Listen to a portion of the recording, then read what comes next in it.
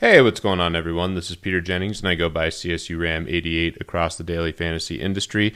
And I'm pumped to be back again here at FantasyLabs doing another model preview. I'm going to be previewing the wide receiver position for Week 13. Everyone says this who is passionate about the NFL and follows it closely. It's crazy how fast the season goes by. And it's a really interesting time coming down the stretch here with a lot of teams in contention. And obviously for fantasy, we have all the big championships and bigger contests than ever right now. So it's an interesting time and certainly very excited for this week. One note is there are no divisional games, which I think will actually lead to higher scoring. There's some trends here at FantasyLabs that we've looked into, especially for quarterbacks and receivers. Production goes down for the second game within the division, so pay attention to that stuff in the weeks upcoming. But this week, it's not a worry. And I think we have some big shootout games, at least potential shootout games to look at. So my model I made here doesn't backtest well, but I think it's a really interesting way to kind of look at cash game receivers. And let's take a look here how I built it. So I have Vegas score weighted at 10 points. I'm always going to have some sort of Vegas indicator in my model. And, it's a little lower than sometimes I do, but I think it makes sense at 10. Opponent rating at 15. I've messed around with moving opponent rating all the way up to 50 in certain models just to take a look at some of the matchups and where teams are allowing a lot of fantasy points to. So this I only have at 15, but I do think it can be something you can leverage higher. Projected points per dollar at 35, and again, this is something I always have heavily weighted. Our projections change all the time. We're changing up till Sunday when the games lock, and we're always editing the projections based on the news. And I think that's something that's critical that everyone should be doing, is making adjustments based on what we find out. And you can actually see some of the latest news here just on the models page. So today, Tom Brady not practicing, not worried at all. He does this every week, essentially. Devontae Parker, optimistic that he will play. So you can see I'm recording here on Wednesday, and I just like to see the news come in, and at FantasyLabs NFL is a great source for that. So we come back to the model here. I projected plus minus, the proprietary stat here at FantasyLabs. It's always baked into my model. And then I went with projected floor at 5 points and market share at 10 points.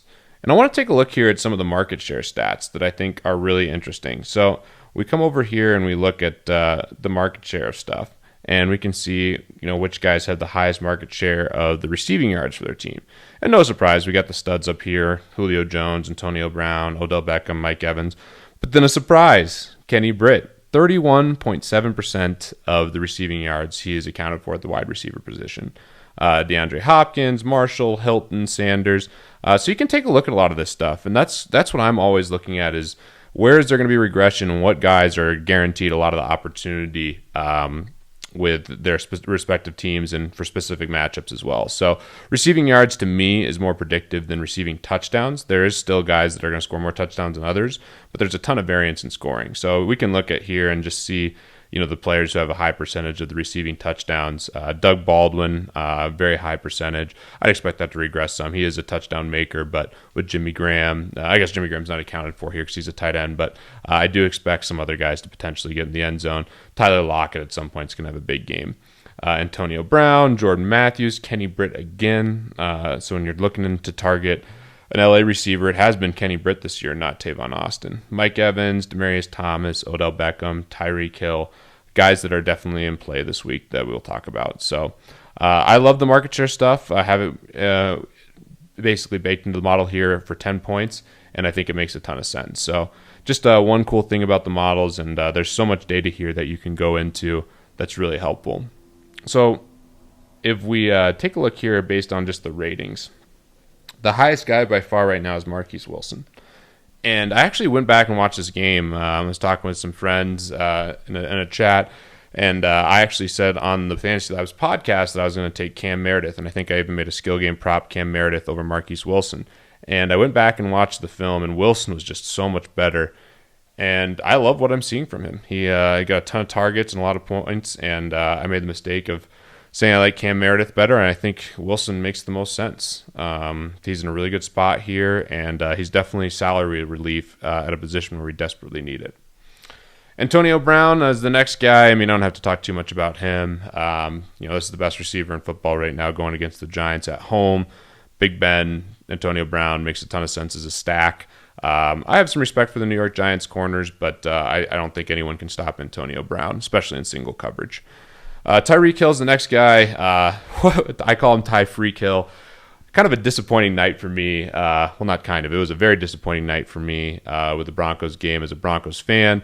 I've also touted Ty Freak Hill all year on different podcasts and whatnot, and I didn't have any exposure to him, and he went off for 32 points against my Denver defense and special teams.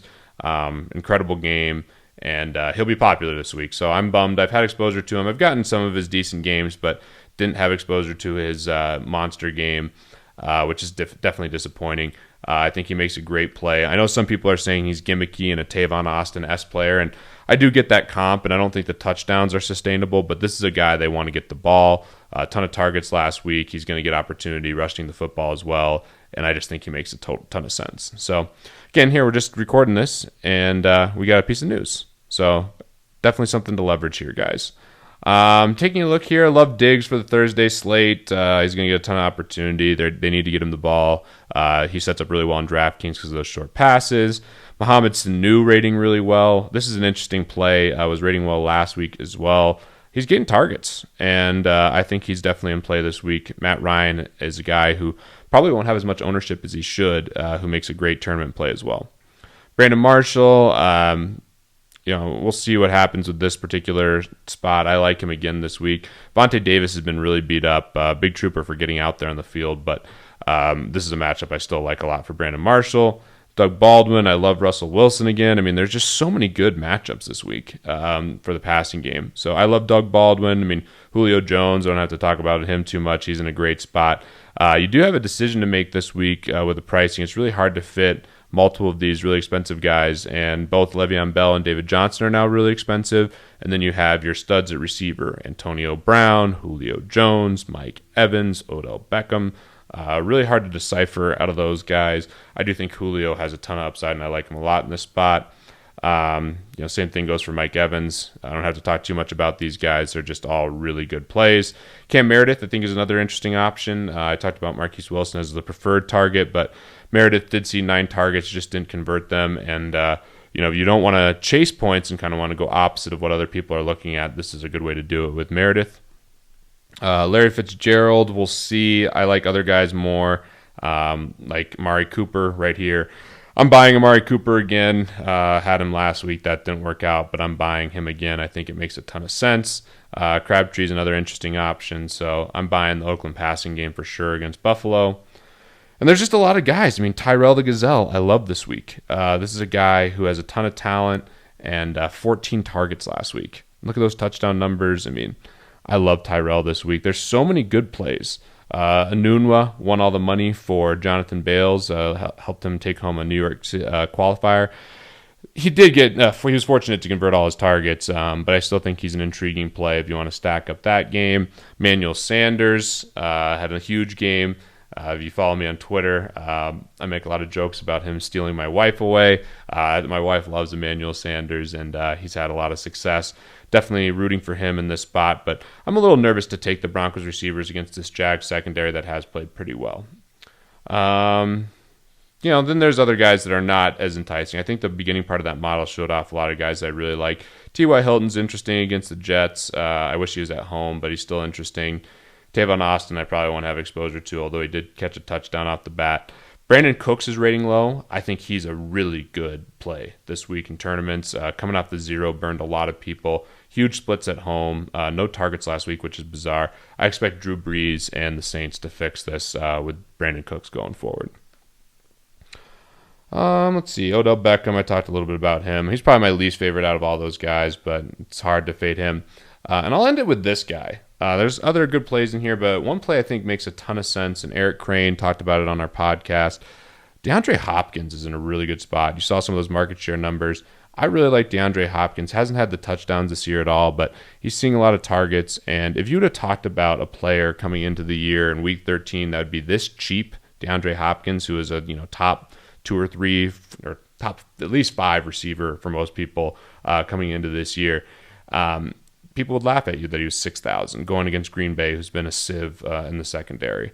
So this is a good time to buy low on him. I know Hopkins has struggled, in terms of making touchdowns, which is the hard part about playing him. It's hard to trust the Houston offense, but in this spot, I definitely think they'll be throwing, and I think Hopkins could have a really nice game. So with that, again, I'm Peter Jennings. I go by CSURAM88 across the industry. These are just my opinions here on Wednesday afternoon, but I hope it's helpful for you guys. And as always, looking to see more Fantasy Lab subscribers at the top of the leaderboard.